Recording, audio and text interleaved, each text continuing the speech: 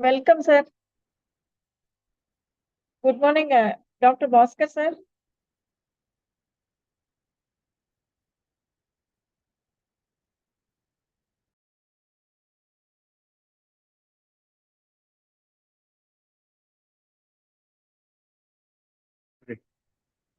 Sorry, are you able to hear me? Yeah, sir. Good morning, sir. How are Okay. you, sir? Good morning. I'm very fine. So I basically want to test, a video for 9 minutes, that will give an understanding, what is climate change, what is the awareness, why it is not, followed by people. Is there any way, I can share and check, whether that video plays? If not, I would run through slides. Yeah, sir. Vigneshwari will be coordinating with you. Okay, fine. So do I have a share option available? Yes, sir. It's available, sir. Okay, fine. Just give me a.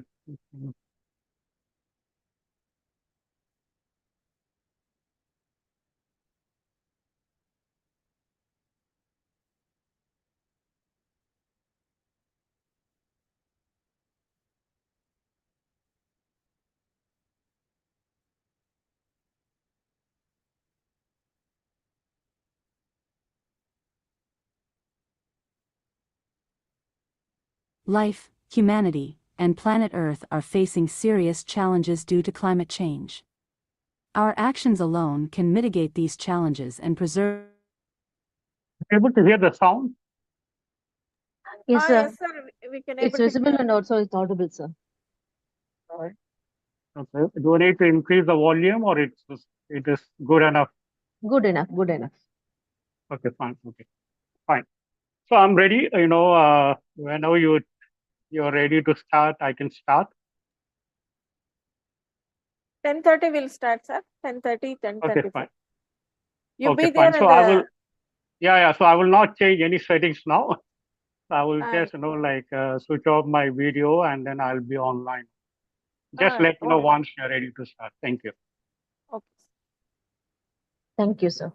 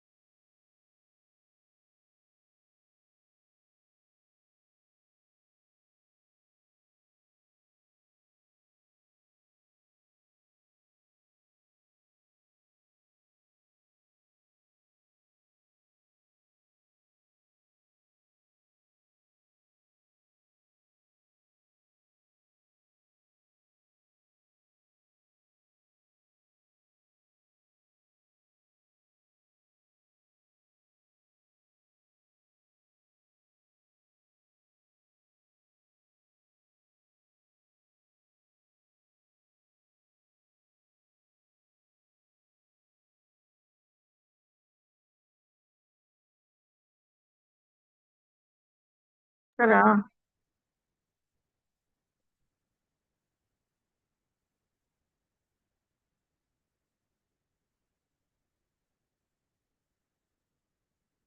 good morning, sir. Jagan, sir, you are there inside?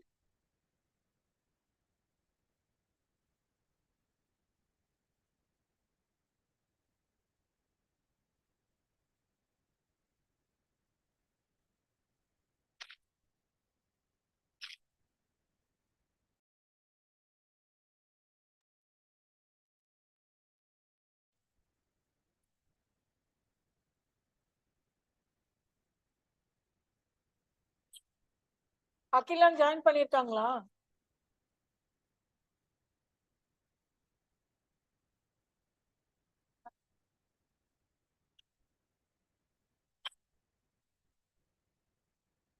Hello.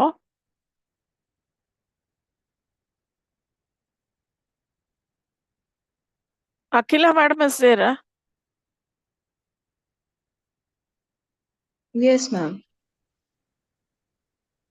Madam, you are going to do MC, yeah? You are from Teacher Education University, yeah, Tamil Nadu? No, ma'am. No, ma'am.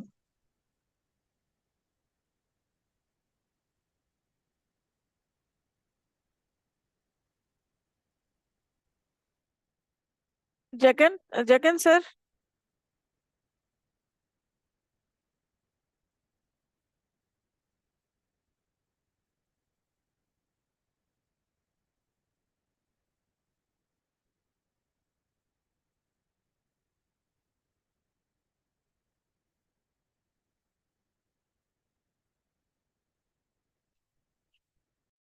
Good morning, ma'am. Am I audible, ma'am?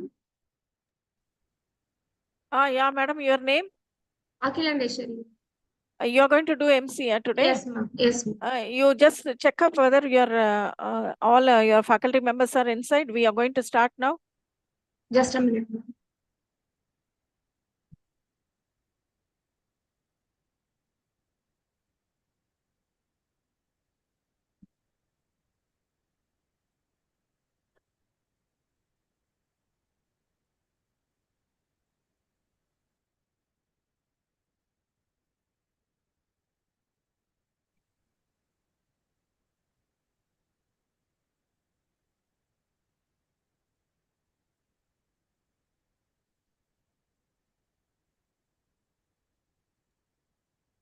Akila, Dr. Magalingam and Dr.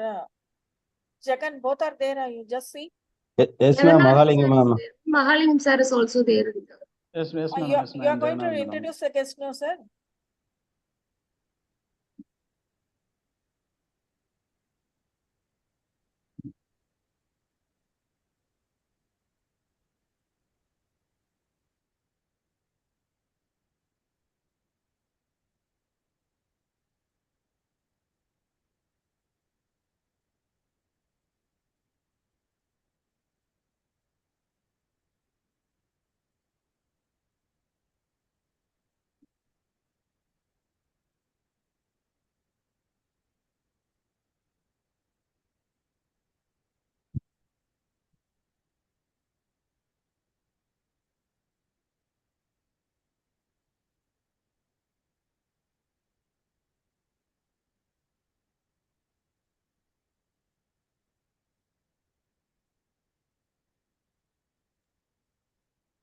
Sir, we can start, sir.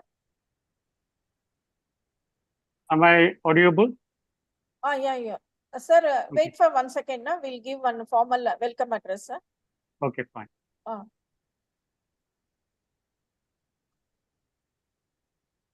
Akila, you can proceed. Akila, or I don't know whether John. Yes, ma'am. You can Yes, proceed. ma'am. You can start. Yes, ma'am. Yes, ma'am. Thank you so much. Good morning, one and all presented here. We are welcoming you for the 1-week international online faculty development program on embracing sustainability as opportunity, jointly organized by Tamil Nadu Teachers Education University and Dr. MGR Educational and Research Institute. Sustainability is no longer about doing less harm. It's about doing more good. Progress is impossible without change, and those who cannot change their minds cannot change anything.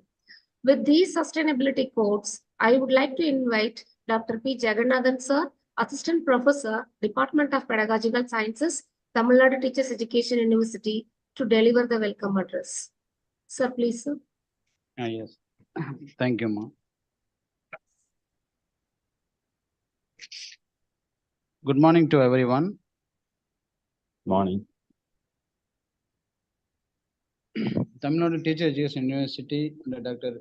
MGR Education and Research Institute, Faculty of Education and Academic Staff College jointly organizes 1 week international online faculty development program on embracing state sustainability as opportunity from 3/6/24 to 7/6/24. Now I welcome first session resource person, Mr. Dr. S. Bhaskaran Sir, Managing Director, Invo Systems Solutions Private Limited, Singapore. Welcome you, sir. Next, Dr. A. Mahalingam Sir, Assistant Professor, Department of Pedagogical Sciences, Tamil Nadu Teacher Education University, will introducing the resource person. Welcome you, sir. Next, Mrs. Nandini, Resource Scholar, Tamil Nadu Teacher Education University, will deliver the vote of thanks. Welcome you.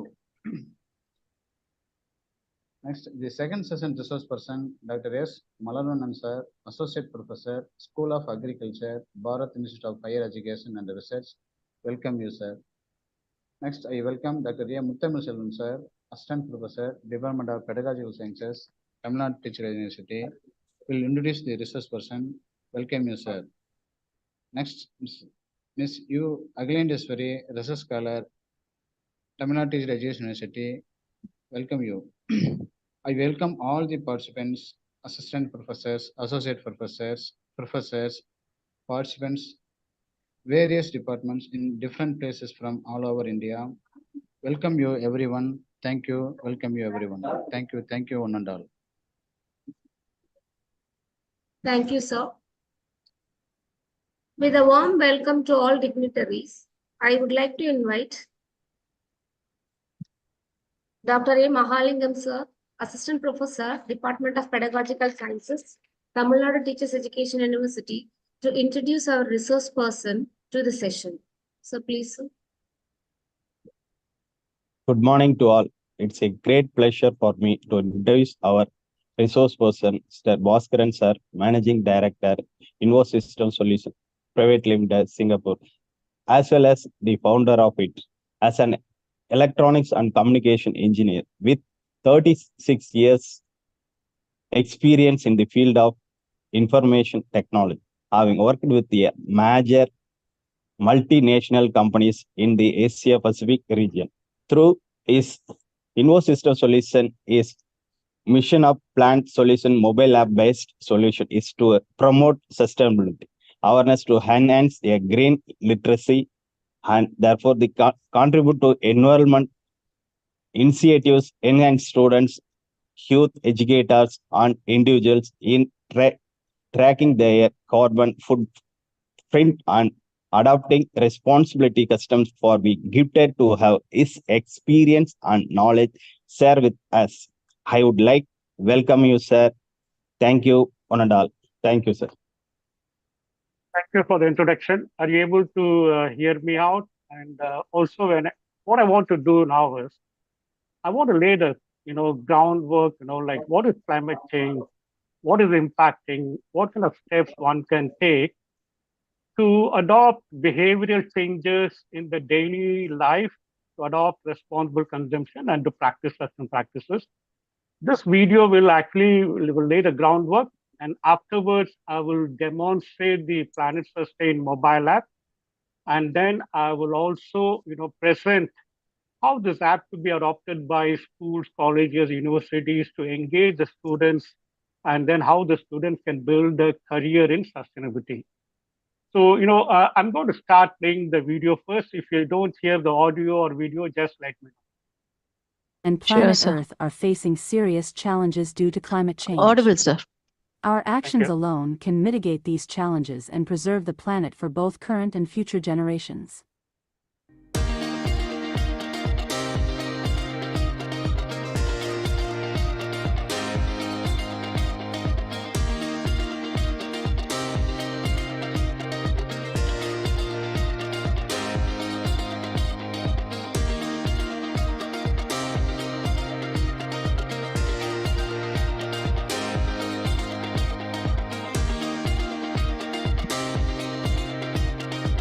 Many nations are aiming to limit global warming to well below 2 degrees Celsius. The goal also includes commitments to achieve net zero greenhouse gas emissions by 2050 or 2070.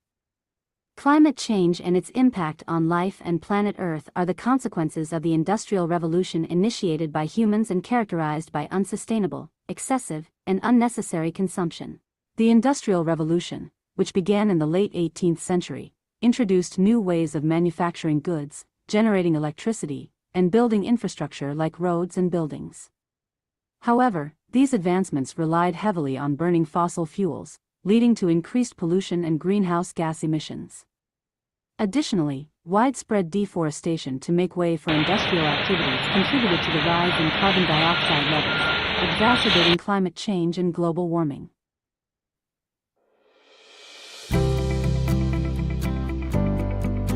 When you cut a tree, you are eliminating the carbon sink and, in turn, the oxygen generator for you to live.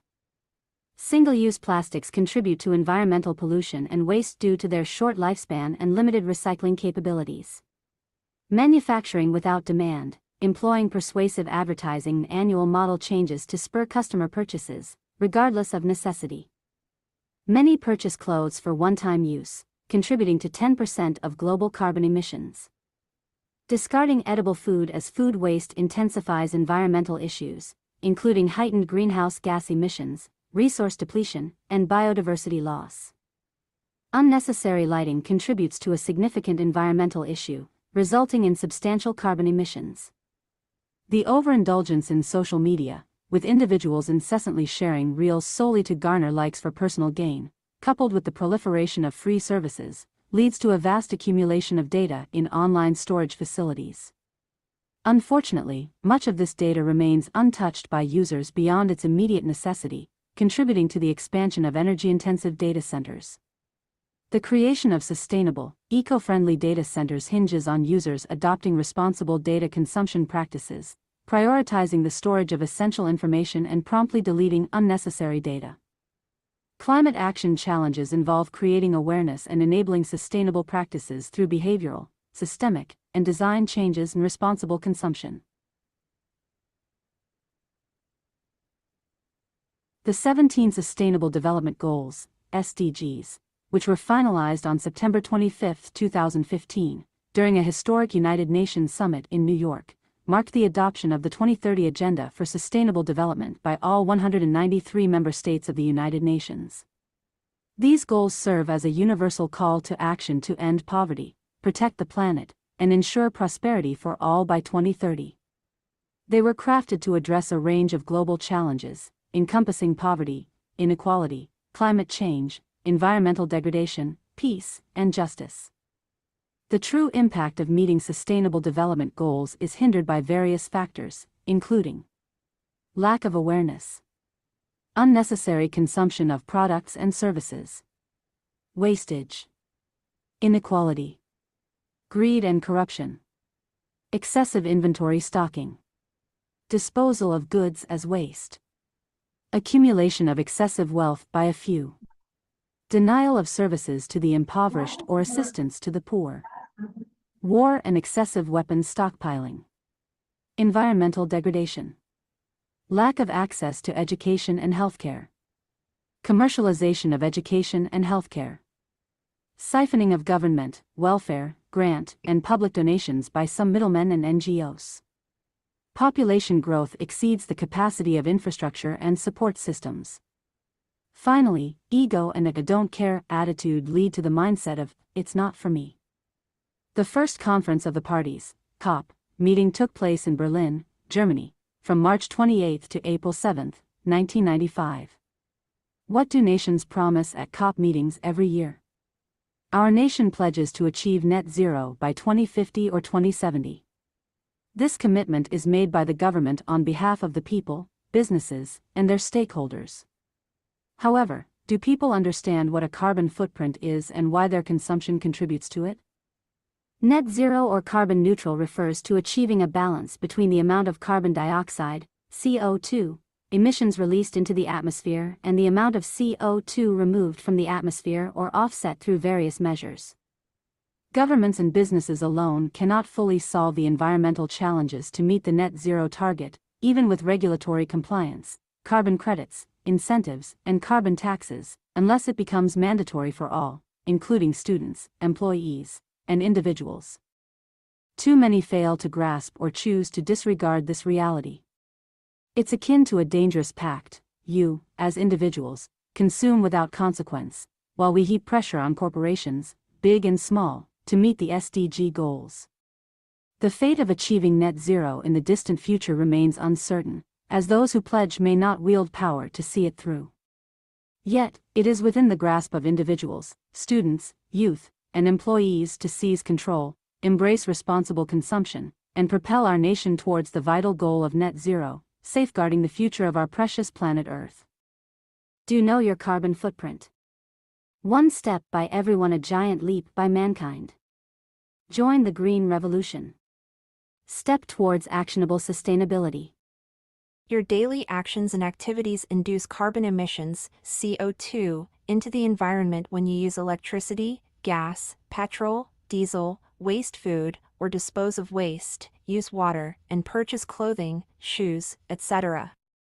Your small actions every day will result in a giant leap for mankind to save this planet Earth for current and future generations, just as every drop of water counts and every action counts to combat climate change.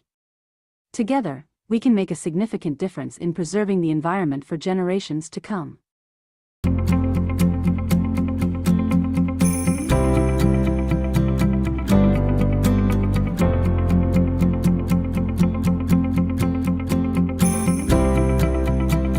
All life forms except for humanity practice sustainability through responsible consumption, and this is the root cause of global warming and climate change.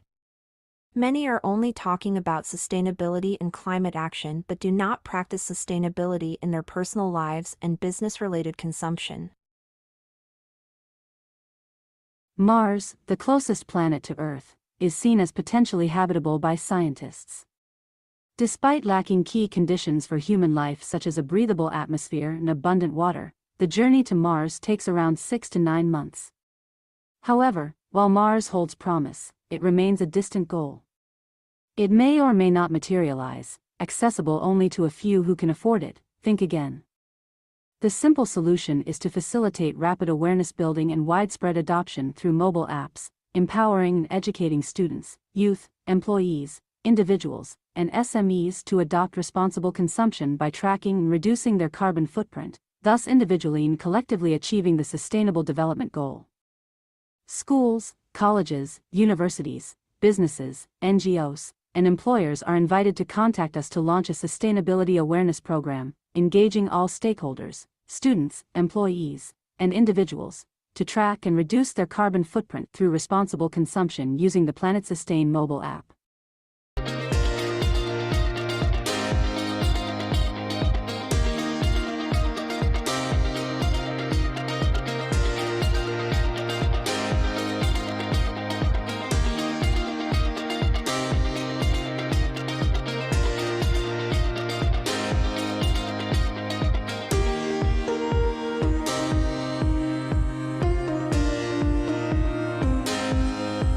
Act now to create a sustainable future for all life, including yourself, future generations, and planet Earth.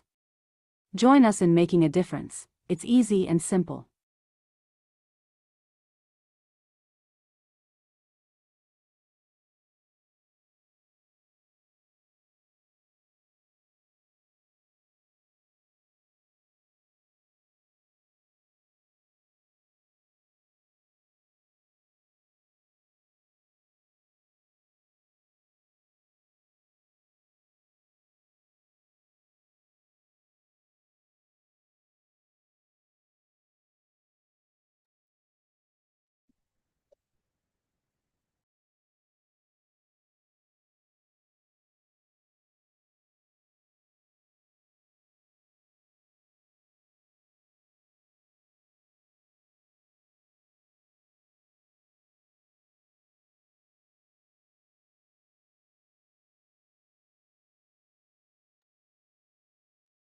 I'm going to start my second part of the presentation. Are you able to view the slide? And hear me out? No, sir, slide Yes, is not visible. Slide is Yeah, not yeah, yeah. It's visible, sir. And also you're visible. audible. Okay. Let me see if I can.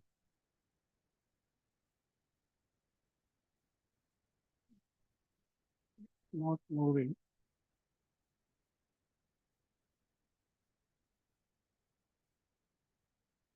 Now it's moving, sir. Okay, fine. Okay. I'm just trying to adjust the. I'm not familiar with Zoom. I use Microsoft Teams. So let me see. Yeah. Okay. And can I move the slide? Yeah. Okay. Fine.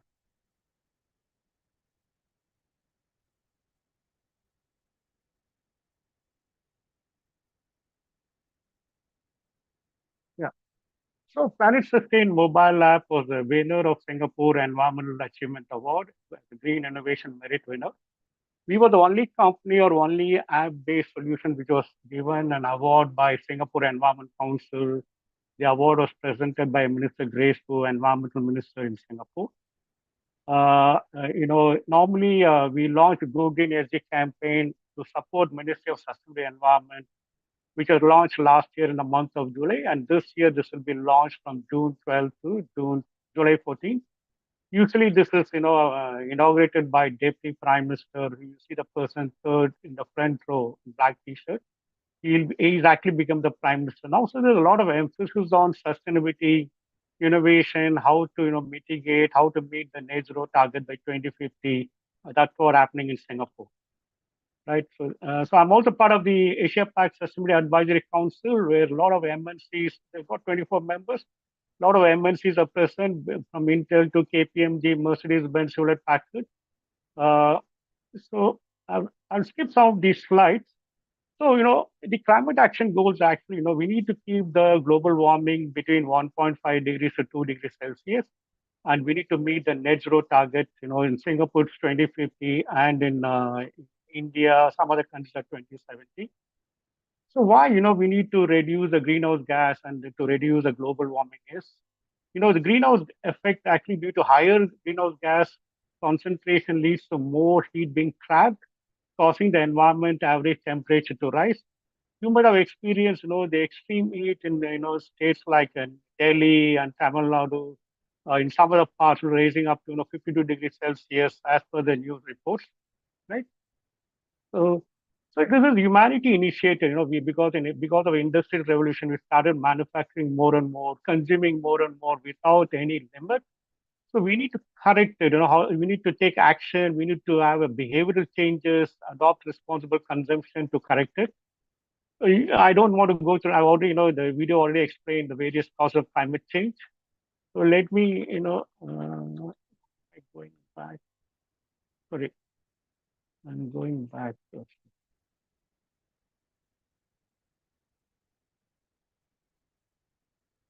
Give me a second.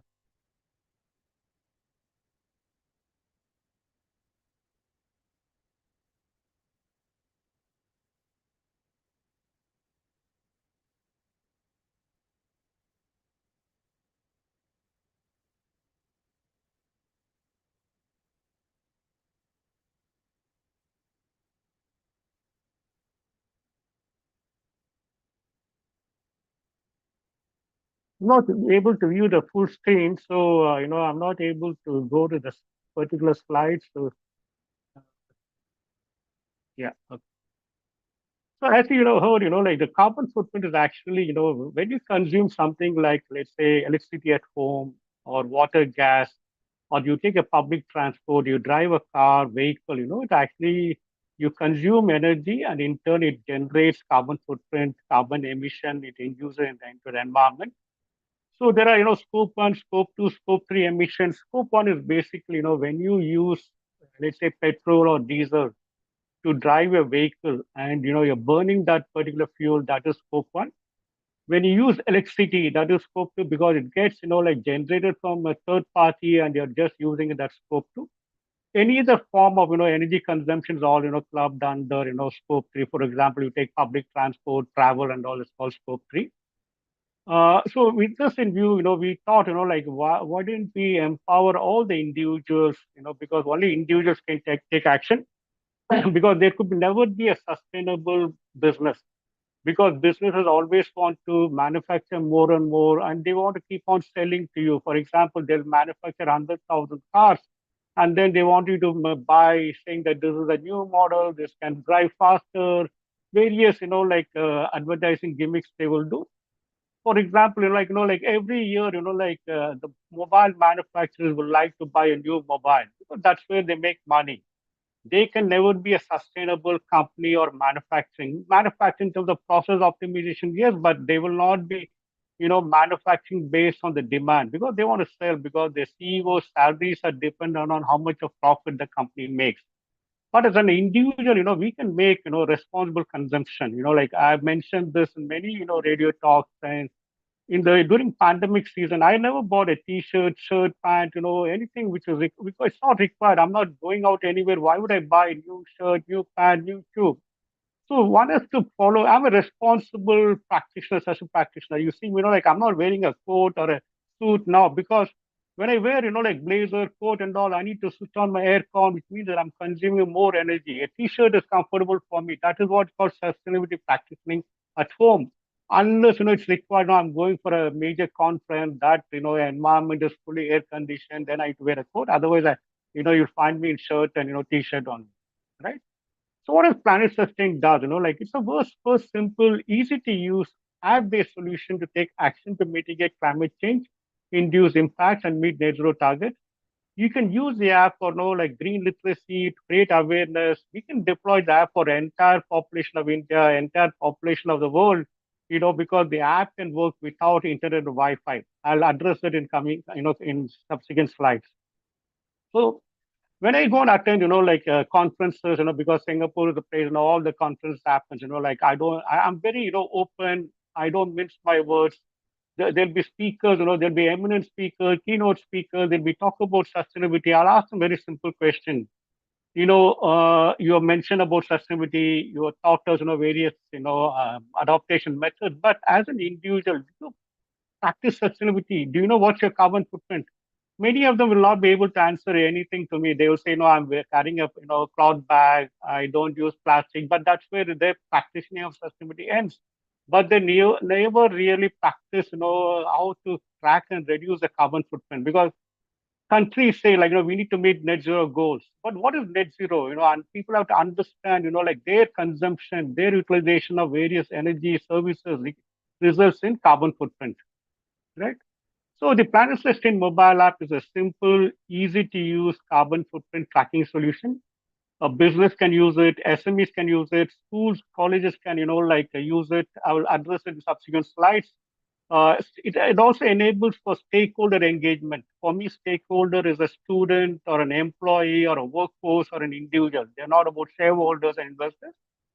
We use, EMA and GHG protocol, standards. It's highly PDPA and GDPR compliant. Basically means that when individual use the app, the data doesn't move away from the app. The data is stored only in the app. That's why we got the award from Singapore Environment Council.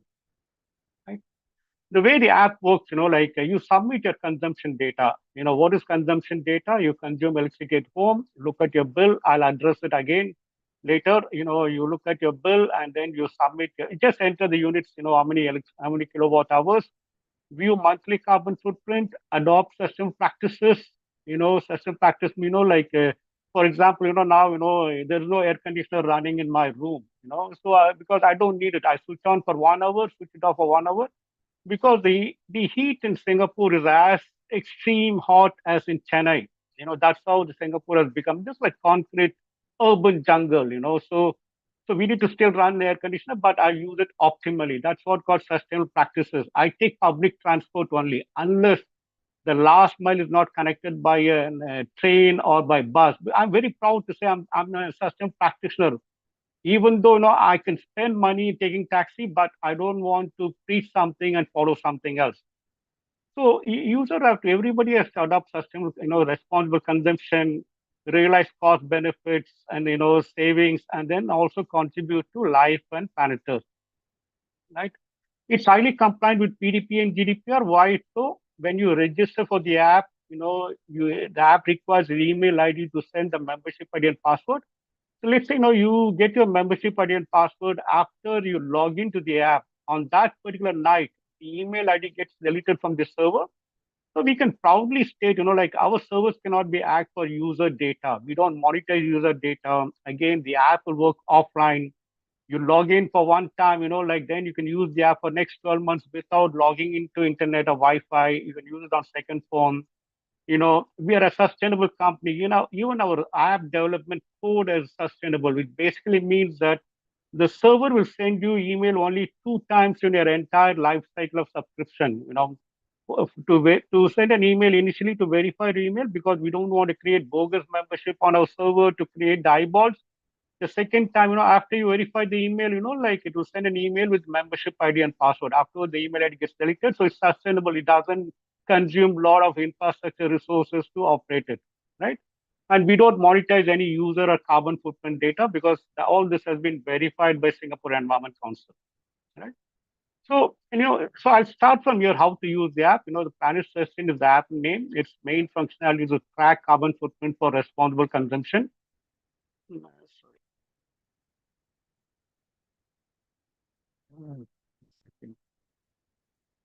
I'm not able to get to the full screen. Let me just see.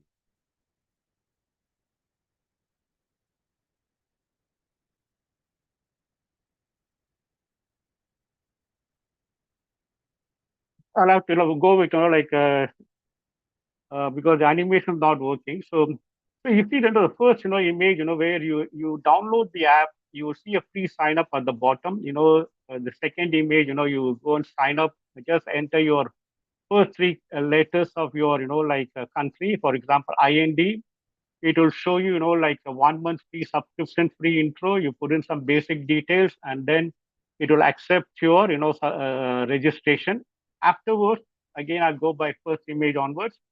It will send an email to you to verify the email. Just ensure that you've entered the right email. After email verification is done, in the third, image you'll see, it will send an email with membership ID and password, and then also a small PDF document how to use the app. There is also a video, 10 minutes videos available on YouTube on various, how do you use our app is also available. I can share the link with Dr. Geeta on this.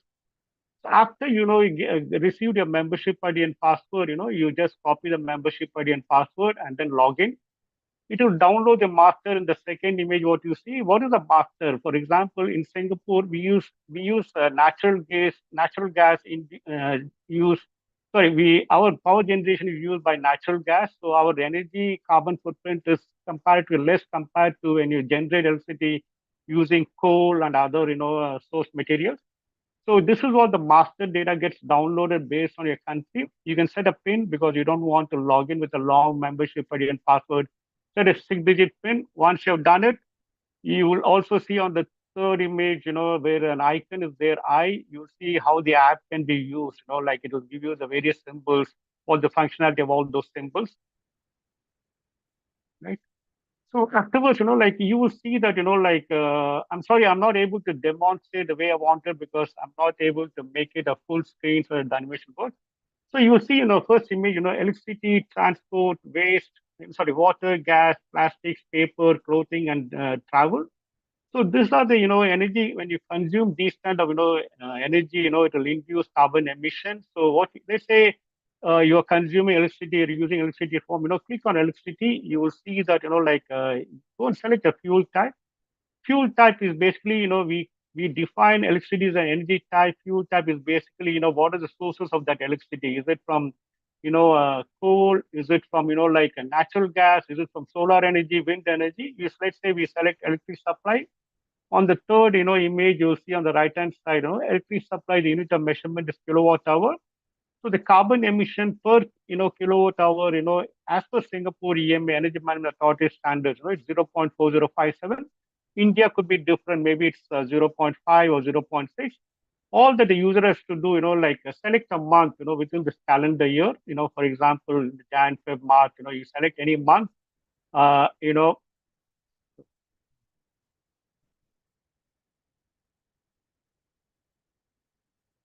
Give me 1 second.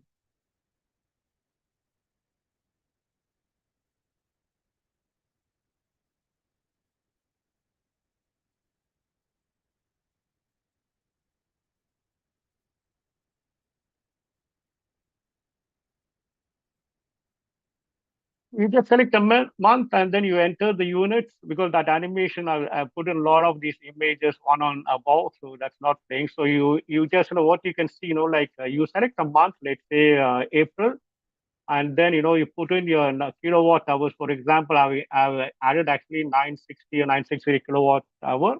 Once you add it, you just click on submit. You will know what is the kg which is the carbon emission. For consuming, let's say 960 kilowatt hour the month of April, this is my carbon footprint for emission. And then you can look at the chart.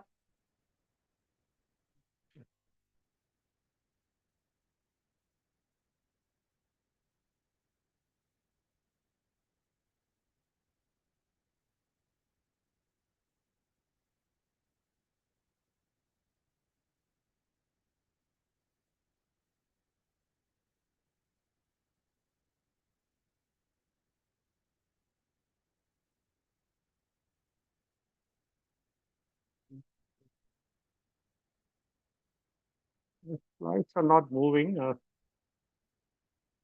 Can I restart this? Can I resave this particular slide deck again? If it's okay with you?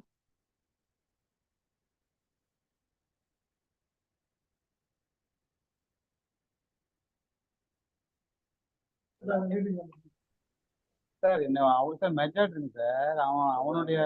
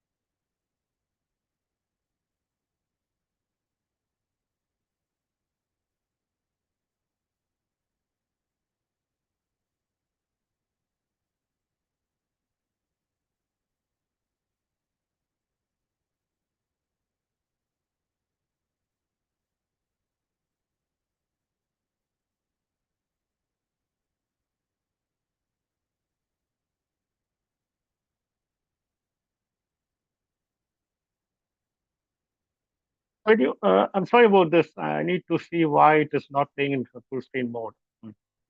So when you take, public transport, for example, let's say you take bus, metro, or you drive your own vehicle, car, taxi, and all that you got to do is, select, let's say you're taking a public bus or metro, approximate kilometers, you just enter, select a month, enter the kilometers, you will, and then click on plus on the third image, you will know what is your carbon kg CO2e. If you're driving, like vehicles, like, like a car, motorcycle and all, you just select, let's say you're buying petrol or diesel, the unit of measurement will be shown there on top as liters. So you just, and select a month, enter the liters for the particular month, you'll know carbon footprint. Similarly, like, you're consuming water, like a cubic meter, let's say 1 cubic meter is 1,000 liters, you can just convert it. You put in the water consumption, paper, unrecycled, recycle. It has got different carbon footprint conversion factor. So you can actually, recycle will have higher carbon footprint compared to, recycle will have lower carbon footprint compared to unrecycled. So you need to weigh the paper. For example, you use 1 of paper, it might be around 1.2 kgs. You just select it will show the unit of measurement is kgs. You select a month, you put in how many kgs of paper you use.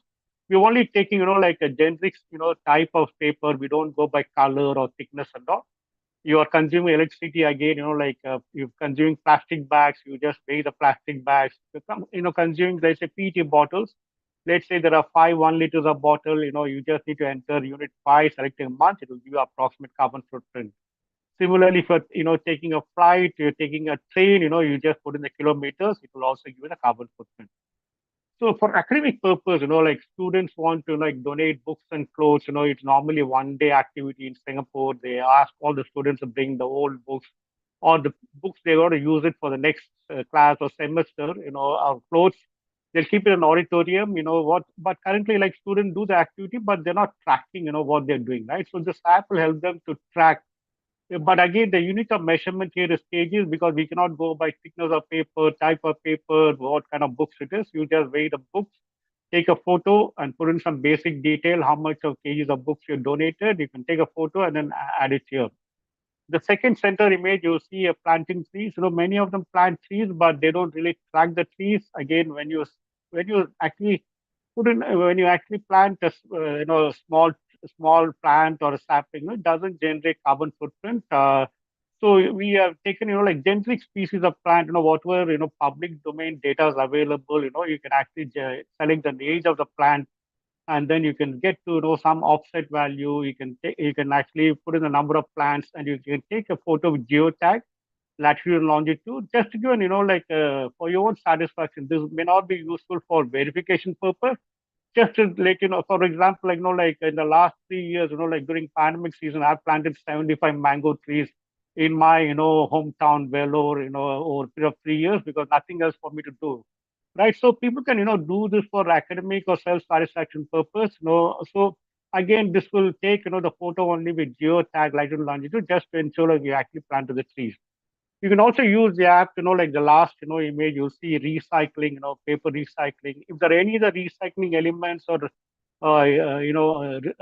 types are available, as long as, there's a carbon offset value is, verified and it's available in public domain or from regulatory authority, we can add it easily. So once you've done it, the first image on the left side, you will see a dashboard, where you can see what is the energy sources you use. For example, energy types, electricity, water, gas, plastic, paper, and all, and how much of carbon footprint in terms of kg CO2 you have, consumed or you emitted into the environment. What is the unit of measurement? Is it in quantity, kilometers, kilowatt hour, cubic meter?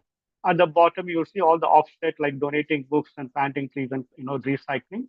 You can actually, there's a share icon on top, you can just share the screenshot with anyone.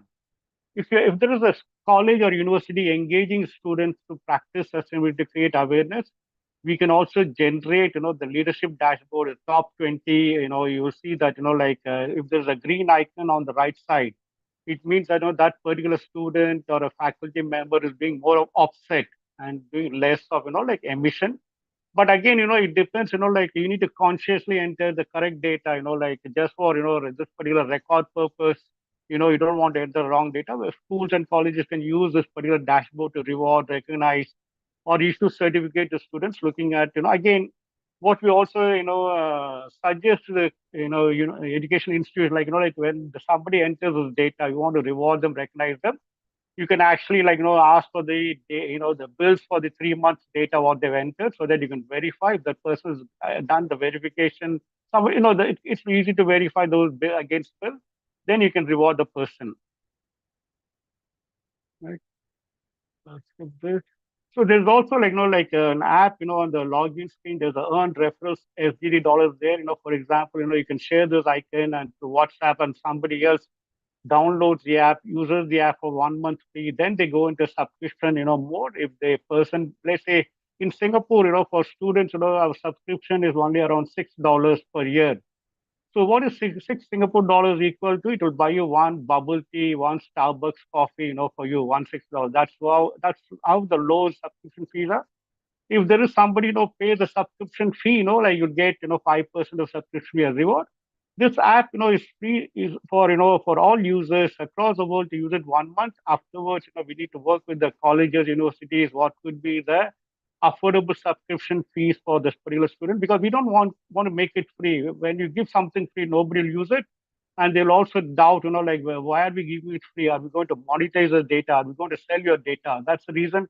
The subscription could be as low as possible, as long as, like it's affordable for students, right? And, there is also a, section called support, survey, and a disclaimer. Disclaimer will basically tell you that, it's, you need to have consciousness to enter the correct data. The app doesn't verify what data you enter. There's also support, where you can enter some support, request if it's really required. And you can also delete your account. Let's say you don't want to use the app, and then you want all your data to be deleted. Data on the server means your membership ID data. It's only your membership ID, first name, and your things like that. We don't have email ID stored after your login. So you can delete the data, and after you delete it, we cannot retrieve any data back to your membership. We got to re-register. There's also a survey we run. We almost run around 6 to 9 surveys in a year. It's a five, it's a radio button choices. Once you undertake the survey, each survey got around $200, $300 reward money. It basically don't know what happens. Let's say for this, you got to first, enter your 3 months data. Let's say you download the app today or this week. You go and enter your last 3 months, electricity data, looking at your bill. You enter the data, then you go and take up a survey. And then after the survey end date, the system will run, automatically. It will pick up one winner, and that winner information will be displayed on the survey page of the app. If you are the winner, take the screenshot, attach the 3 months, data, electricity data, what you entered, the bills you attach to the company email address, and we'll verify. And the award will be sent to that particular person.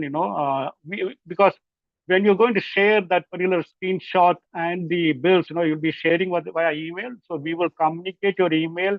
You are the winner, and we verify your 3 months data, and then that money will be sent to the person wherever the person is around the world, right? So I'm going to take up the next session.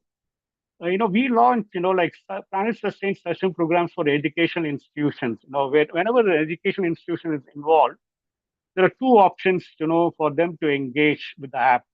One is that they want to collect some data from their campuses across different countries, different within India, and they want to collect the campus data to adopt the path of green campus. In that mode, every campus will use the app. They'll enter the data, and then the data gets collected. It gets moved to the server on Sunday night for the previous week, and then we can generate a carbon footprint. In addition, some colleges, some universities actually express, they also want to collect data from the students, because the students actually commute to school, college. They use paper, or they also want to understand how the students are consuming electricity at home. Then in that case, they got to be consent from the student to, for the college to collect data. In that case, every student will use the app. They might enter some, basic detail like, electricity, kilowatt hour or paper, or they're taking transport coming to school and college. That data gets collected. Again, it gets moved to the server.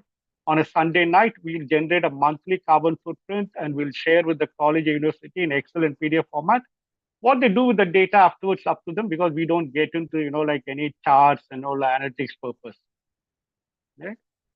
After this, just give me a second. Yeah, so I'll start from here. So, currently, the awareness on climate action and carbon footprint is very limited, whenever any kind of college, I also heard that, the UGC have mandated every fresher getting into a degree college, various disciplines have to undergo environmental science for 2 credits. But currently, they study, environmental science books, or, some kind of curriculum they go through, but there's no option for them to understand what is the carbon footprint, right? And they'll not be exposed to real world challenges also. Just give me 1 second. Yeah. For example, when they consume, electricity, water, gas at home, they will not be able to understand what is the carbon footprint.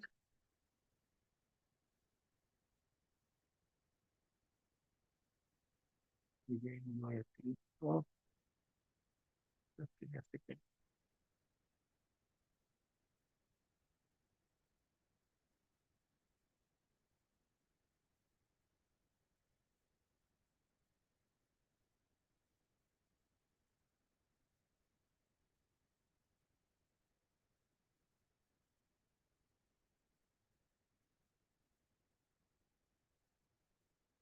I'm not able to move my slide.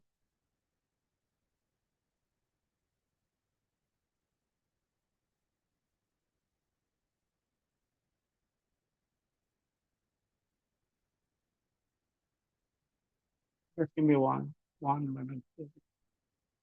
Yeah.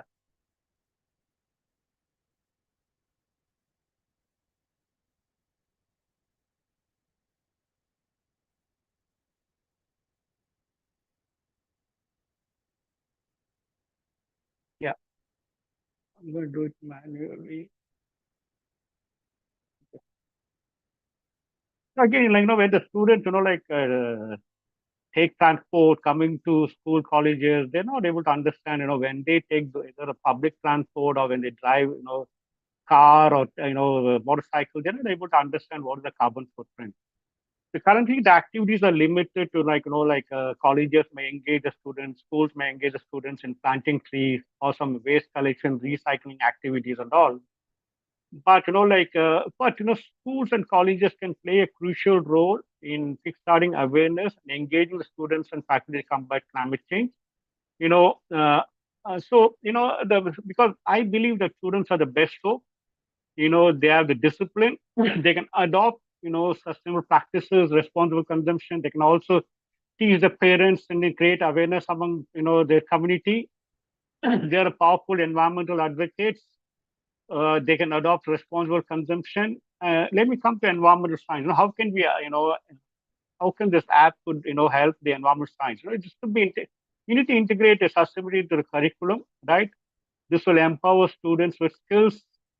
Students are the best for facilitating behavioral changes, and they can, track the carbon footprint, and they can also, draw a roadmap, from the personal, individual perspective, what could be a roadmap for them to adopt these sustainable practices, right? So our program basically is a digital tool to support environmental science courses. It helps them to, understand carbon footprint, adopt sustainable practices, reduce carbon footprint, look at various, emissions which will be induced by them by consuming those kind of energy types. Assist, this will also assist in environmental science courses. Even though, you go through environmental science courses, the current curriculum, this app could be made part of that particular course. Maybe as a, you can ask the student, why didn't you enter data into density? You're coming to college, put in the transport related, data, paper use, things like that. You can ask them to do it. Just, it's an exercise for them. You can also use the app, to track various campuses or between campuses, to track and then make it a green campus. As I mentioned, some of the research assistants, they also want to collect data for data modeling on environmental science side, are they sustainable? What could be the solution? How are they, either students are consuming, faculty are consuming? It's up to the college what kind of data they want to collect. You can also do student engagement. It doesn't matter how many students are there in a university. We can onboard 25,000, 30,000 students at a time. It doesn't really matter. It will also help you to create environmental awareness at campuses. It will also give them some real world experience when these students want to, develop a career, like in environmental science, or, it will also give them some kind of option to understand carbon footprint, adopt responsible consumption, practice sustainability. It will also help them, as I mentioned, they can actually educate the parents, we are consuming more. Let's switch off our air conditioner 1 hour every alternate hour. Let's switch off all the lights. Let's look at, a public transport. They can educate parents and then reduce cost. When you reduce the expenditure on all these utilities, that could also become like a, yeah, pocket money for the students. Nowadays, parents are not earning that much due to inflation, but this will help them to save and then get the pocket money, right? So there are a lot of opportunities that are being created in the job market, for environmental science students to take up internship. There's also career you can plan. Every company, will require an environmental, either a sustainability officer or, some kind of, people who understand sustainability to help them to take the roadmap of sustainability. You can also manage information with responsible consumption when you reduce your consumption by understanding, I don't need this for me now. I can, postpone it the purchase later. You're actually, managing your inflation with the cost reduction, one of the element. It also, when colleges can approach, schools and colleges can approach large companies for CSR funding. Nowadays, when CSR funding happens from these big companies, they will ask an NGO, can you go and do some health scan? Can you, go to the community, education, health? But, sustainability is limited to planting trees. They'll plant trees, and then that is the one day activity. Afterwards, nobody really maintains. Whether they maintain, are they tracking? Nobody really, goes with that particular life cycle. Apple help them to, like, track that, take photos every year, and also, submit these records to the donor company so that they can verify it, and then they can also go and look for carbon offset credits, right? So it'll also help them, like, students can do community engagement in creating awareness among community peers and parents. They can raise awareness. Whenever you're conducting road shows, exhibitions, seminars, webinars, this app could be used to create awareness. Students can, because, now the political leaders, they're not really sustainability, they don't really care about it. They only talk about it, because they know that in 2070, none of them will be alive, to actually meet the net zero goals. But we need to develop the students now so that they can become the future leaders to actually practice and then take the roadmap to the sustainability net zero target. It will also create positive environmental outcomes, right? Students are passionate about environmental, related issues. In Australia, students, primary students on the 5th and 6th, they actually gone on strike to express their anger that government is not doing enough on sustainability and climate action, right? They can be a great influencer, they can build a sustainability future for all, and they can be the next generation of leaders, right? So I'll stop here, and then I'm ready to answer any queries you may have, or if the time is up, I will end the session here.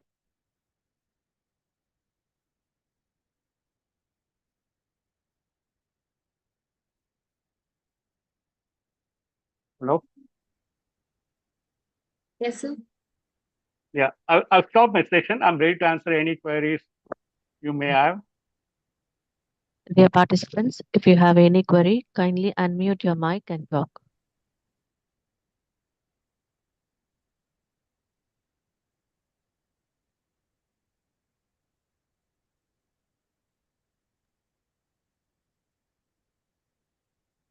I hope you have made it clear, sir.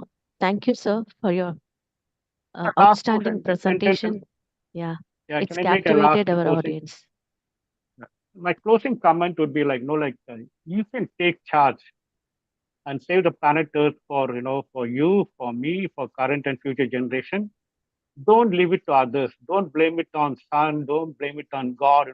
They will come and save you. It's the Mother Earth. Whenever when you feel ill, not keeping well, there are symptoms shows up on your face and body. Similarly, what planet Earth is showing. You need to take action. So I want every one of you to, you don't need to, you can use the app for 1 month free. You don't need to subscribe later. Or if your college is interested, we can work out a subscription. Like I've mentioned, I actually met up with the Environment Secretary of Bangalore. And then I told him, he mentioned, Bhaskar, and students in the cities can make a subscription. What is the subscription fee?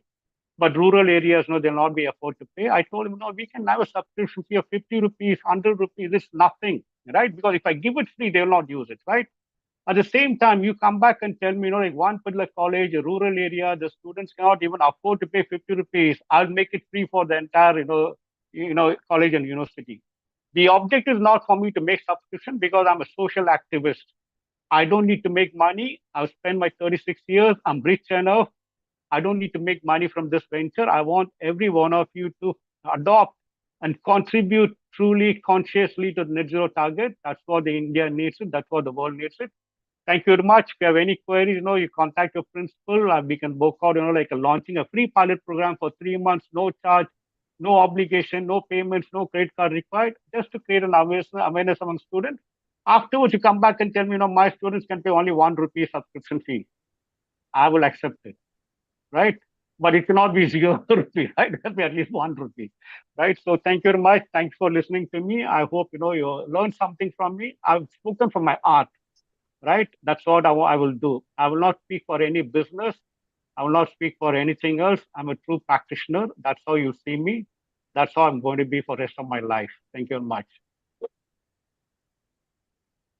Thanks a lot, sir. Very good presentation. Very wonderful. Any questions are there? You can ask. 5 minutes. Any questions? Participants?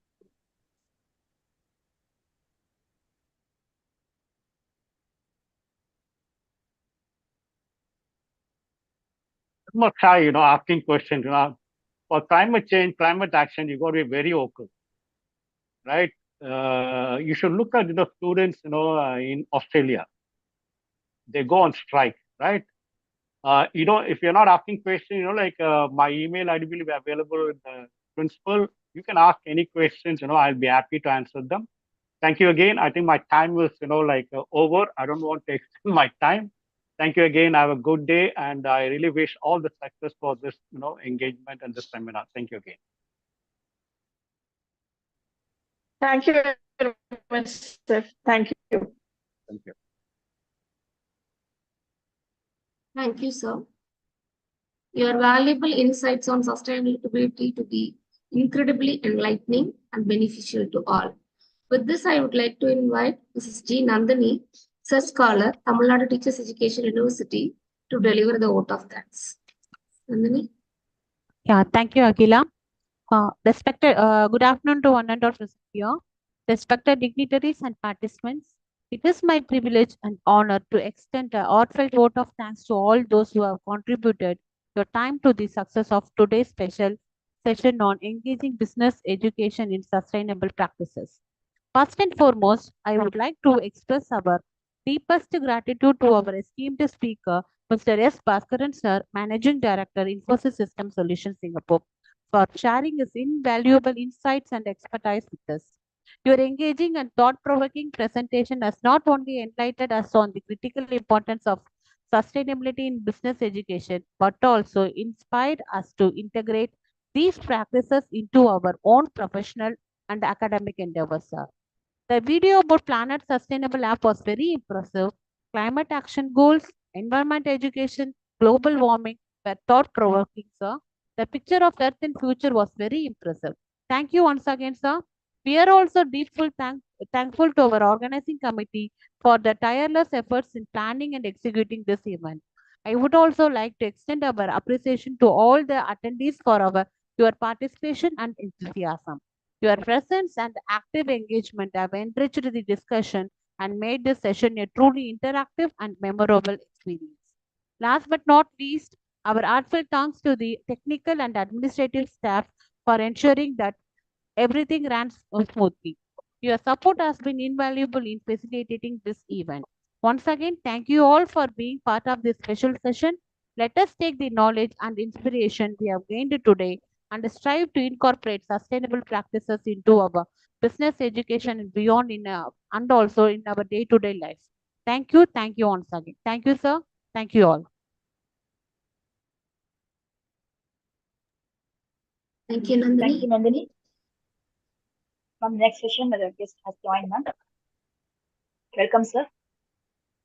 Good morning, sir. Welcome, sir. Shall we start the next session, ma'am?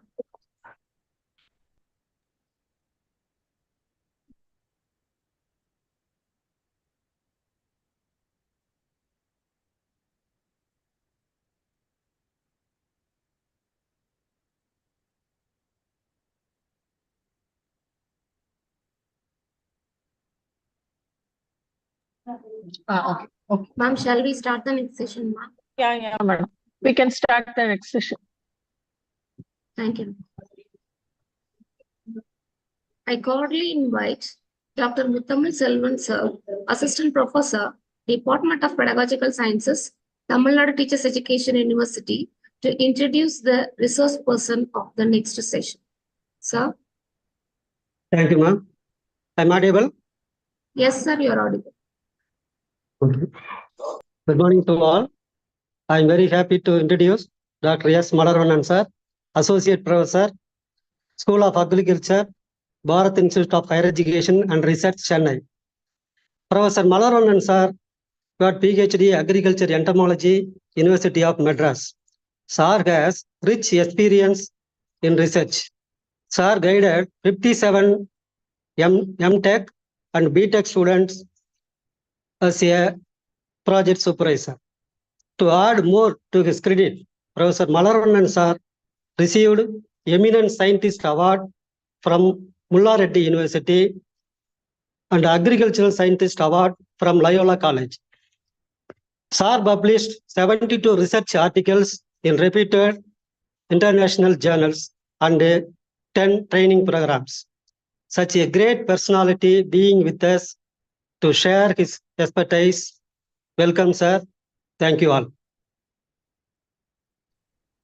Welcome, sir. Dr. Alarvanam, sir. Ma'am, please, sir, please unmute yourself, sir.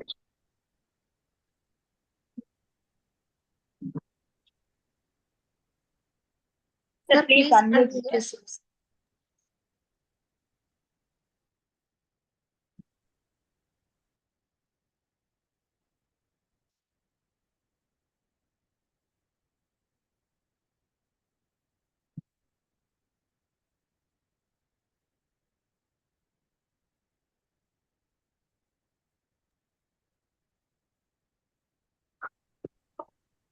Am I audible, ma'am? Yes, sir, you're audible. Yes, sir. Yes, sir. Audible, sir. Okay. Can you please share the PPT? I'll ask them to share, sir. Thanks a lot, sir, for your timely help to prepone this timings. Thank you very much. Thank you, ma'am. It's okay. Can you please share the PPT, ma'am? I'll ask them to share. Yeah, doing, ma'am.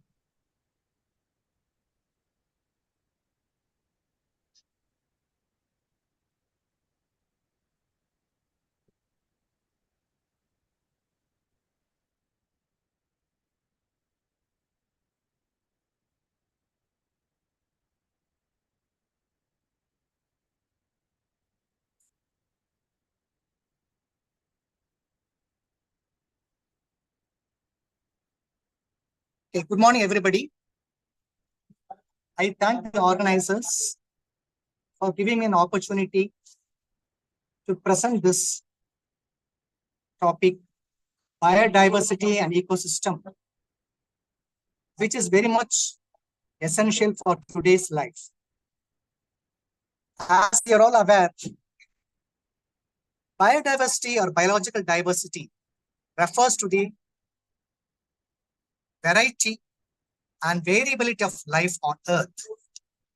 It includes different kind of living organisms, starting from plants, animals, fungi, and the lower microorganisms groups.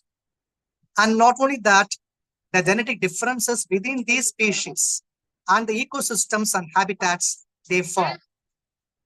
Biodiversity is typically explored at 3 levels. Next slide, please.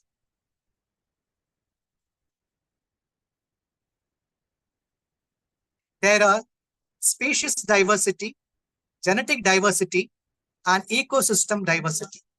As the name implies, the number of species living together, the species richness, and the relative abundance, the species evenness, talks about species diversity in an environment. And the genetic flow, or the variation of the gene or genetic map within the species, talks about genetic diversity, which also can create an impact. And these populations with different genetic diversity can adapt to the environmental changes happening from time to time. And that helps in maintaining the health and survival of the species. The third one is ecosystem diversity. This level focuses on the variety of ecosystems in a given region. It includes the diversity of habitats, the biological communities, and the ecological process involved in the environment. Next slide, please.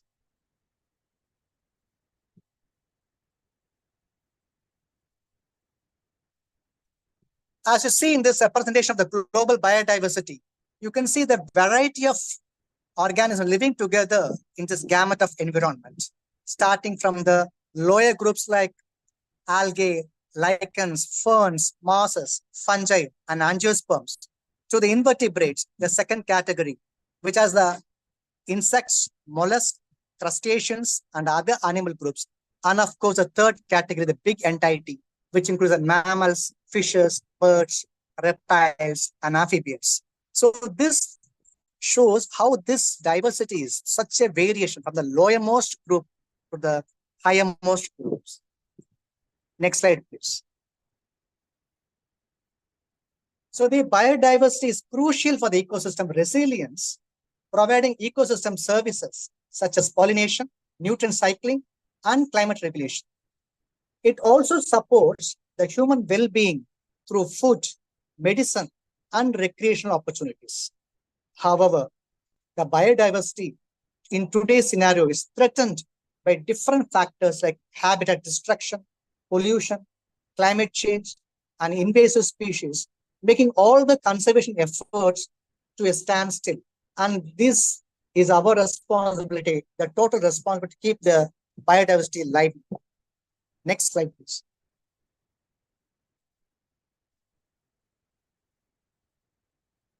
So you can see the resilience on one side with the different kind of natural resources pumping into it, flowing into it with quantity and qualitative aspects, with all dimensions like governance dimension, social or cultural dimension, economic dimension, and environmental dimensions. But still, there you can see the different kind of interactions between these dimensions and the habitat and the entities together. Next slide, please. And such biodiversity has its own values to provide to the human beings. And though there are several values, the most important values can be categorized into ecological, economic, social, cultural, scientific, and intrinsic values. The first one, ecological value. These diverse ecosystems create resilient, and that resilience character helps to withstand the environmental stresses and changes happening from time to time. Whereas ecosystem services, the name implies, gives us different kind of services like pollination, water purification, climate regulation, and soil fertility. Next slide, please. So this cross-pollination, particularly in cross-pollinated crops, is done by these small, minute insects like honeybees, wasps, syrphid flies, and hoverflies, ants, and other animal species also, which increases the crop yield through pollination services, improves both quantitative and qualitative yield of the crops. This is very much proven in different kind of cropping ecosystems, particularly in mango and moringa. These minute insects play a major role in increasing the pollinators. That is why Albert Einstein told that if the honeybees or the other pollen is going to vanish away from the universe, man cannot live for more than 7 years. Such an important entity. And coming to landscape, when you can compare the forested land and the deforested land, you can see that the forested land can withstand the stress, the environmental stress, and the heat loss, the evapotranspiration is under control. Whereas in deforested land, the highest sensible heat loss is being realized, and it leads to a lot of warming up of the landscape, leading to a lot of evapotranspiration. Next slide, please. Coming to the economic value, it provides a lot of resources or raw materials in the form of food and medicines to various industries. And second one is gives revenue to the government sector through the tourism and recreation components. It attracts a lot of tourists, both national and international levels. So there it brings the economy up. And the third component is agriculture and fisheries, where the genetic diversity within the crops and livestock enhances the food security basket. Next slide, please. So this shows how the tourists are being attracted to different kind of landscape, right from terrain to hilly region to aquatic landscapes and other things. So that is a major source for our revenue, national revenue. Next slide, please. And this picture shows how much of diversity of the crops is, right from the root tube crops, then spinach, sweet corn, pulses, oil seeds, all rich, nutrition-rich crops, which in turn for centuries together are playing a major role with a great genetic flow. And this is very, very India is the depending on 60% of the national income comes from agriculture. Next slide, please. Here you can see right from the wild cultivars, and inside you have the modern cultivars. You have different land races. You have different kind of absolute cultivars, and there is a different kind of plant genetic resources. There's a genetic diversity and gene flow, which from time to time there is a mutation, there is some gene flow, genetic drift from one place to another. So there is an evolution happening, a transition happening. So there you can see different kind of variety of crops being multiplied and cultivated by different kind of farmers sectors. Next slide, please. Coming to the third category of value, that is social and cultural values. Every diversity has its own identity, the cultural identity, which is being tagged to the spiritual ties or ritual ties and plays a central role in the traditions and in our lifestyle. And the recreation aesthetic environment, of course, human beings need a very good aesthetic environment to enrich his experience, to enrich his quality of life. Without that, human beings cannot thrive happily. Next slide, please. And the fourth one is a scientific and educational value. The research, of course, you all may agree, the research and knowledge is an inbuilt system which embeds our knowledge. It leads to scientific discovery and learning. Learning to be a process, sharing of ideas, insights, and these kind of research by trial and error methods gives us a lot of innovations, potential innovations, which can drive the scientific world in a better platform.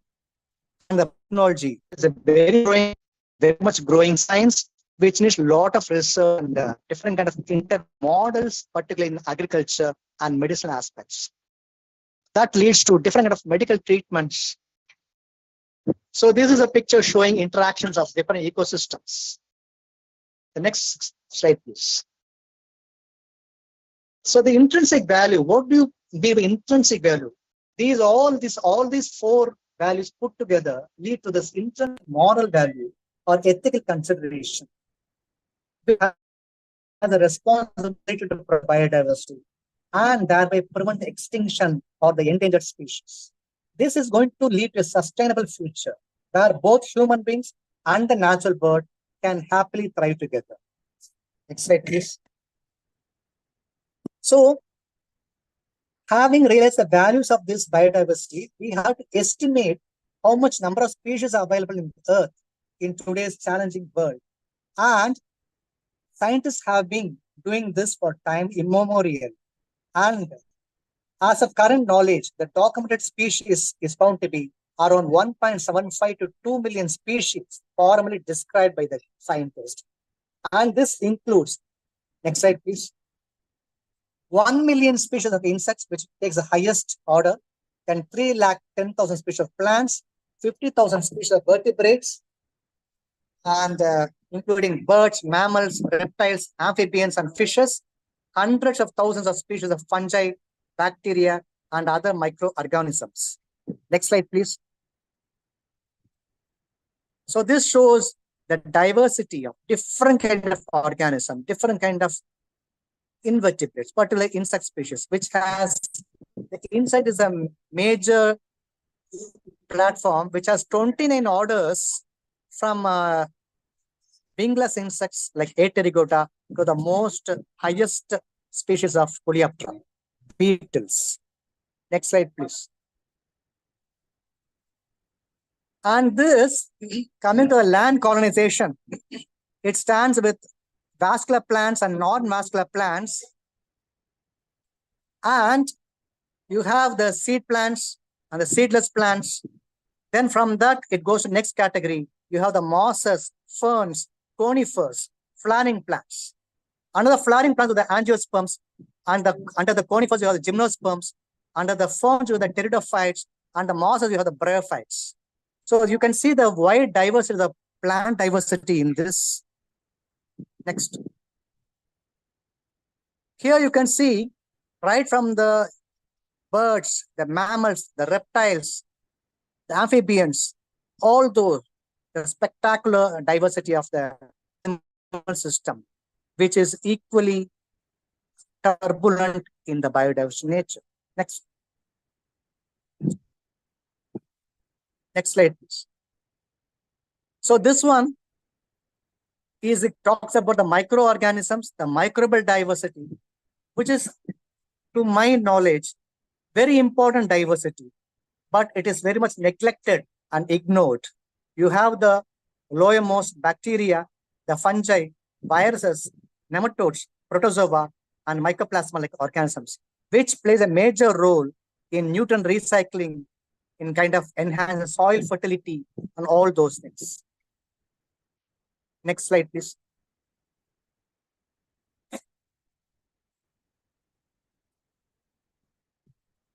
Next slide, please. So this one, you have two kind of microorganisms. One is which is having a close association with the rhizosphere of the plants, which adheres to the plant tissues and competes with the disease-causing pathogens and protect the plants from attacking that. And then it also fixes nitrogen to the plants. It also solubilizes the phosphates and potash. So which is very much essential for today's culture, which is biological in nature, nitrogen fixation. So we can add a lot of biological nitrogen fixers to the soil. It can gradually replace the chemical fertilizers in a long run. Next slide, please. As I told earlier, with all these advantages in one side, the human activities, the human interventions in the form of mechanization, or you call smart agriculture, they put continuous significant pressure on the nature and the biodiversity, leading to a very tremendous decline in the species populations, in the ecosystem health, and in the overall biodiversity. What are the different man-induced pressures on that? This diversity. We can see one by one. The first and foremost one is the habitat destruction and fragmentation and the deforestation. The large-scale clearing of the forest for agriculture or urban development or companies and factories and all those things lead to habitat loss of countless species. Next. First and foremost, urbanization, the expansion of cities and infrastructure, which we can nevertheless stop. But the large-scale expansion of cities and satellite cities and all those things deplete the species diversity and disrupt the ecological processes. Then agricultural expansion, conversion of the natural landscapes into agricultural land, reducing the habitat diversity, and often involves the use of pesticides and chemical fertilizers in a longer term and in a huge quantities, which affect the wildlife as well as agricultural ecosystem. Next slide, please.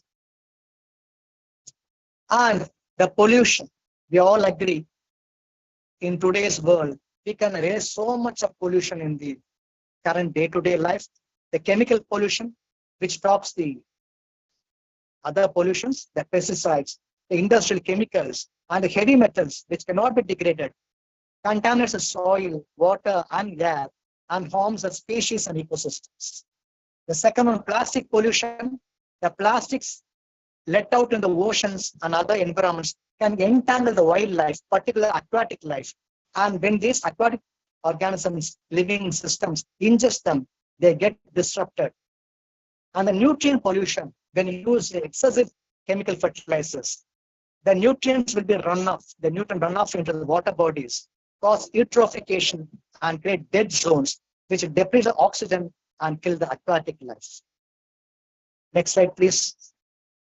The climate change, we all agree, the global warming. You can even now, you can see in the day-to-day life, nowadays in cities like Chennai, it is now 38 degrees, 42 degrees, very, very common. And in Delhi, recently, it recorded 52 degrees at the record temperature.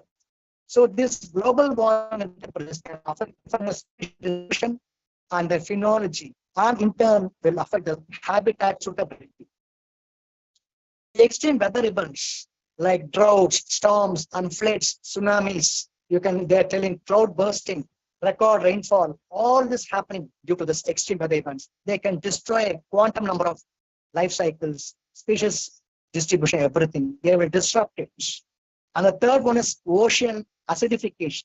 The increase in the carbon dioxide levels lead to more acidic oceans, affecting marine life, particularly the organisms with calcium carbonate shells and skeletons. Next. And the overexploitation, maybe it may be fishing or hunting or poaching or logging or timber cutting. Whenever something goes beyond a limit, the excessive usage, excessive exploitation disrupts those respective ecosystems in one way or other. That leads to unsustainable biological diversity. Next slide, please. And you have the invasive species, which also puts a lot of pressure on the existing non-native species. Native species. So when human beings try to introduce some invasive species to a new environment, either intentionally or accidentally, they will try to compete with the existing species of there and outcompete, prey on them, or bring diseases to the native species, leading to the biodiversity loss. This is very, very dangerous scenario. Next slide, please. And land use change. Like if you go for monoculture system, the large-scale monocultures, they will reduce the habitat complexity and the biodiversity, making the ecosystems more vulnerable to pests and diseases. And the infrastructure development like roads, dams, and urban sprawl, they alter the natural landscapes and fragment habitats. Next slide, please. Resource extraction like mining and quarrying. This leads to soil erosion, like the oil and gas extraction, drilling and fracking, they disrupt the ecosystem. The spillover on the lakes, they cause a lot of fragmentation. So these are different kind of reasons or the impact created on the biodiversity, which leads to biological loss, the diversity loss, the species loss, and so on. And to curtail this and to address these pressures, they require comprehensive effort. One single technology cannot bring down this pressure. So it requires comprehensive conservation strategies, sustainable resource management, good policy interventions, and global cooperation to protect and restore the biodiversity. Now, coming to the second component, the ecosystem. What is an ecosystem? An ecosystem is a community of living organisms. Community of living organisms, the plants, the animals, and the microorganisms interacting with one another and their physical environment such as air, water, and soil in a specific area. These interactions, they form a web of relationships that maintain the flow of energy, they maintain the cycle of nutrients, and they decide the survival and the functioning of ecosystems. The ecosystems can also vary in the size greatly, right from a very larger size like forest or ocean to a very small size like pond or a backyard garden. Next slide, please. What are the key components of an ecosystem? We have two key components. One is the biotic component and the other one is abiotic components. Under the biotic components, you have the autotrophs or the producers, you have the heterotrophs or the consumers, you have the carnivores, herbivores. Next. You have the omnivores. And coming to the abiotic components, you have the major factor. One is the climate. Of course, we all know climate includes the temperature, precipitation, sunlight, and other climatic factors that influence the ecosystem. And then you have the soil. The soil is the important component which provides the nutrients and the medium for the plant growth. Next slide, please. And you have the second component, which is equally important, like the soil, which is the water. And we all know the water resource is shrinking day by day due to overexploitation. So this water is very essential for all the living organisms, and particularly it's very, very important for the plant species. And the air, which should provide the oxygen for respiration, and the carbon dioxide for photosynthesis is very much required. And that also is very important key components. Then the nutrients. Though there are several nutrients, we have the primary nutrients like nitrogen, phosphorus, and potassium, which supports the growth and development of organisms. They are called the major nutrients. Next slide, please. So the conserving the biodiversity is very much essential for maintaining the health and the functionality of the ecosystems, which in turn support the human well-being and the survival of countless species. What should we do then? First one is, we should create a protected areas, national parks and reserves. These protected areas, they will serve as a place where ecosystems can thrive without human interference. Then the marine protected areas, where you designate some part of the ocean to safeguard the marine diversity. And the third one, biodiversity hotspots, prioritizing the regions with exceptionally high levels of biodiversity and endemism for conservation. Next slide, please. Sustainable management practices. Implementing practices that conserve genetic diversity in crops. Then sustainable forestry, that is timber and forest products in ways that maintain the forest ecosystem biodiversity. And sustainable fisheries, regulating your fishing practices to prevent overfishing, protect ecosystems. Next slide, please. And the second component is the restoration of the projects or habitat restoration. What should we do here? Rehabilitation. Rehabilitate the degraded ecosystems by replanting, mass planting, native locations, removing the invasive species.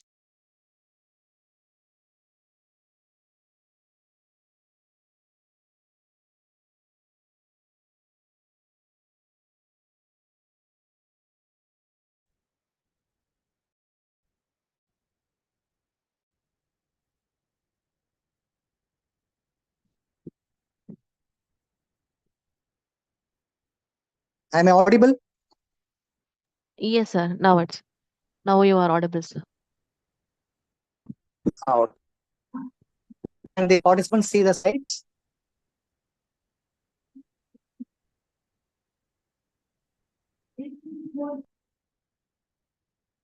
It is not visible here. Can they see the slide? Visible, sir.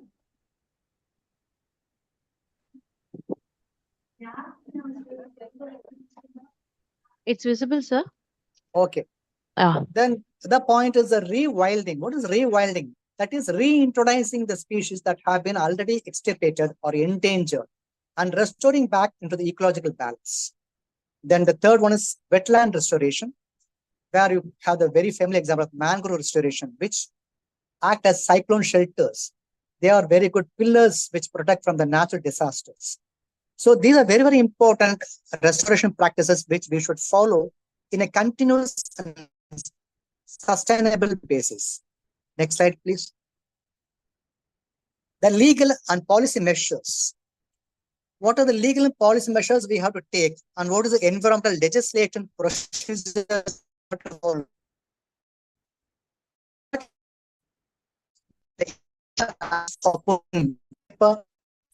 Treaties on biology, conversion on endangered species to promote a global efforts. The pollution control and help to implement policies to reduce the pollution. Next slide, please. Involvement, yes, we talk from the policy, we talk from, but without the community policy.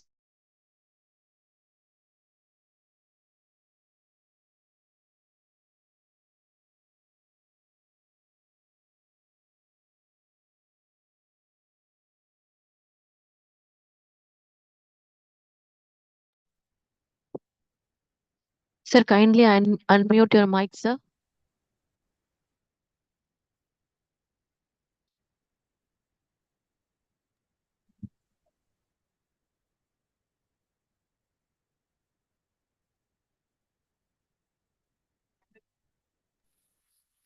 Yeah. So putting together all the conservation efforts of local community. Kindly unmute your mic, sir. Already unmuted. Yes, sir, you're audible, sir. So this community involvement is something but involving the local communities in specific biodiversity. Yeah. So putting together all the efforts of the local community. Unmute your mic, sir. Already unmuted. Yes, sir, you're audible, sir. You're audible, sir. So okay. To ensure sustainable use of the resources and benefit sharing. And then the education and awareness. It's very, very important. You have to educate the community, you have to create an awareness on the importance of through different kind of educational programs so that we can promote the conservation ethics. Unless otherwise we do this, we cannot achieve a totality of conservation of this particular diversity.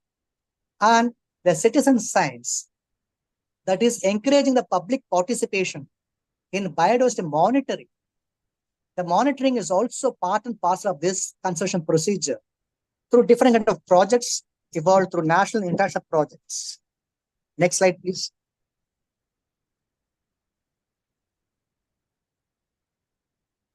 The research and monitoring or the biodiversity assessment. What is that? Conducting the surveys and inventories to understand species distributions and of course ecosystem health.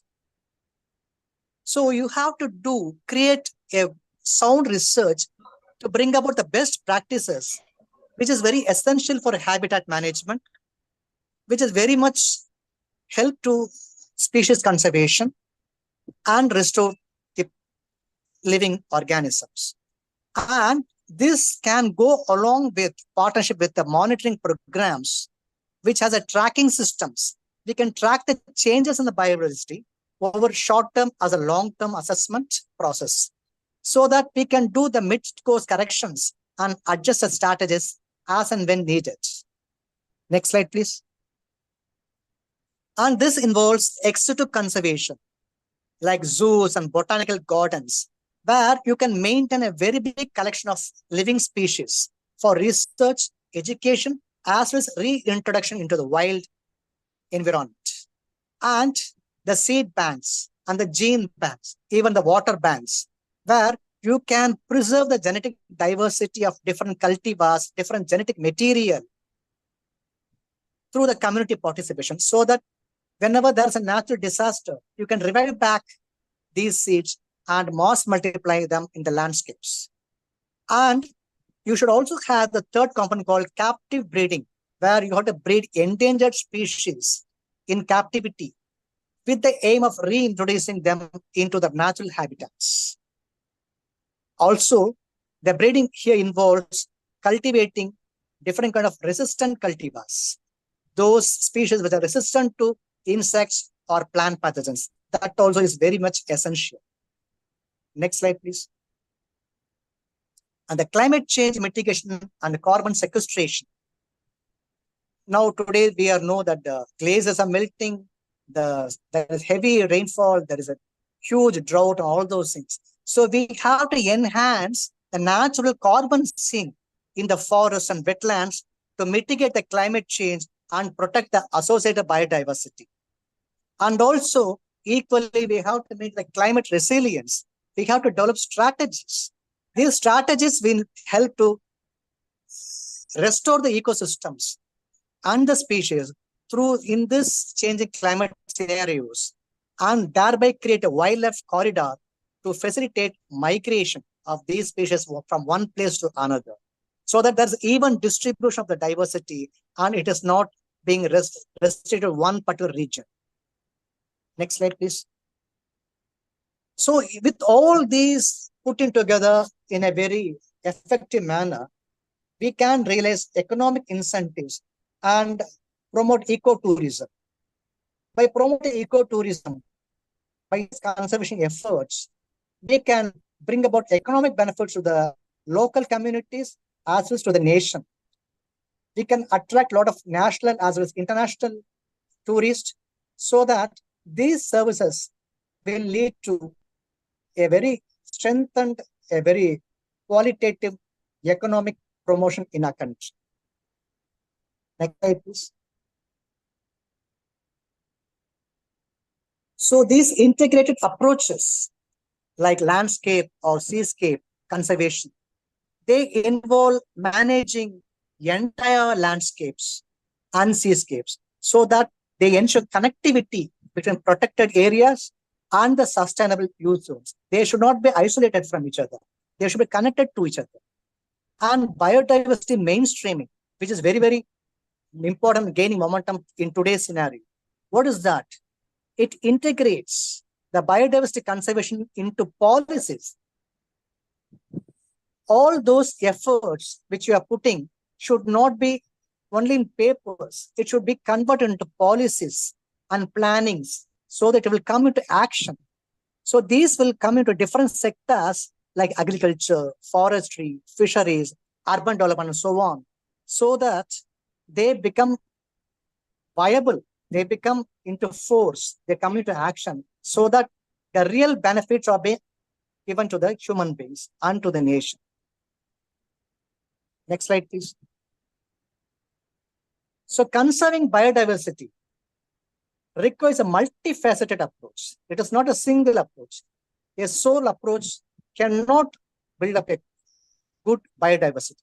So it requires a multifaceted biodiversity, which of course combines strategies addressing both the direct as well as the indirect drivers of biodiversity loss, the global cooperation, the robust policy frameworks, and the active involvement from all the sectors of society. They only can create a successful biodiversity conservation for a happy, healthier, and peaceful life. Next slide, please. So I thank the organizers for the wonderful opportunity given to me for talking about this topic, which is very much essential for today's life, where we see a lot of erosion, of genetic erosion, soil erosion, wealth erosion, biological erosion, and so on. So in this 45 minutes, I have tried to my level best to give a glimpse of the ecosystem as a biodiversity, the different components, the different values, and the different strategies to conserve and build the pristine environment. Thank you, one and all. Thank you, sir. Yes. If there is any questions, I'll be happy to answer. Dear participants, if you have any queries, you can unmute yourself and you can post your questions or you can ask your questions.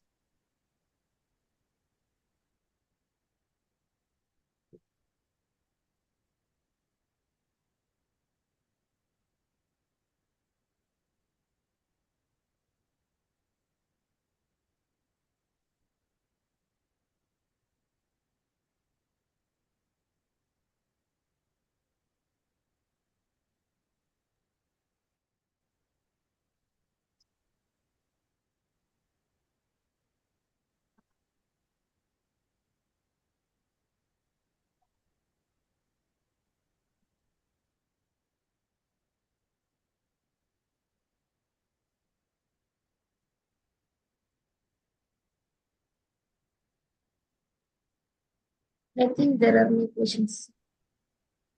So there are no questions.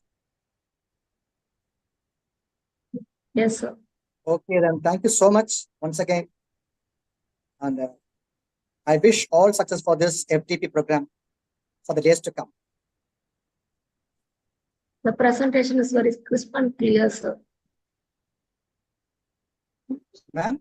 Thanks a lot, sir. Thank you very much for your timely cooperation. Thanks a lot. Okay. Thank you. Thank you.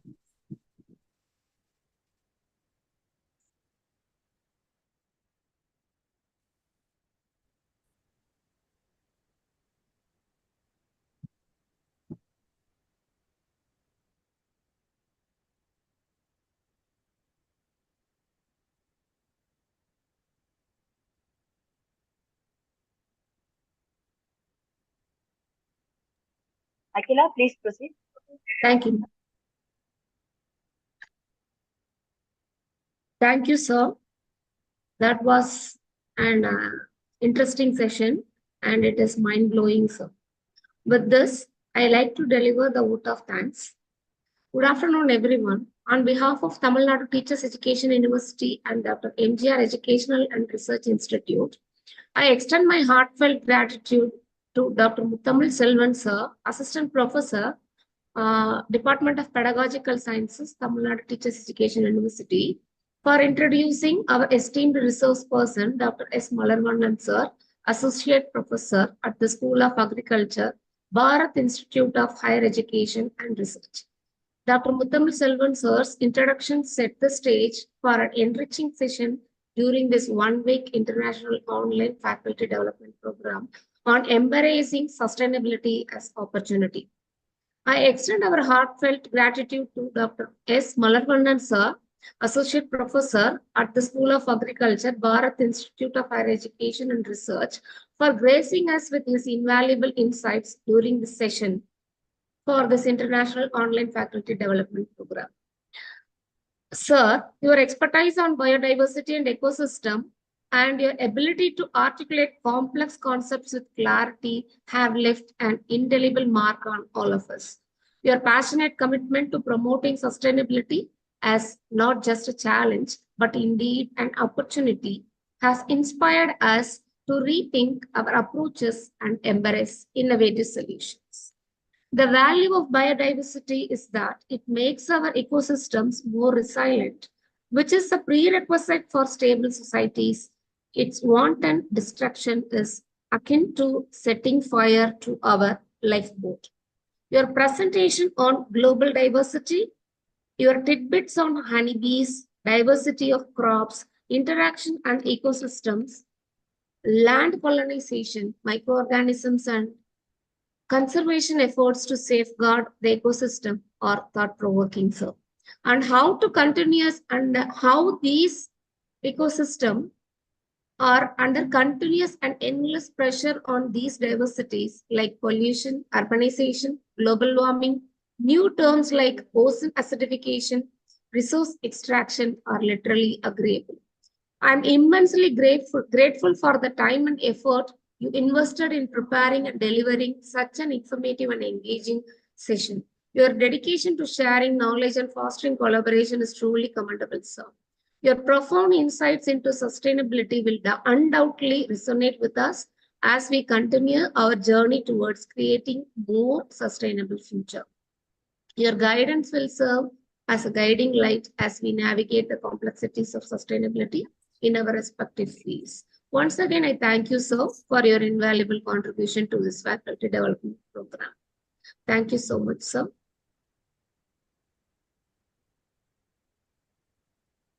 Dear participants, feedback link.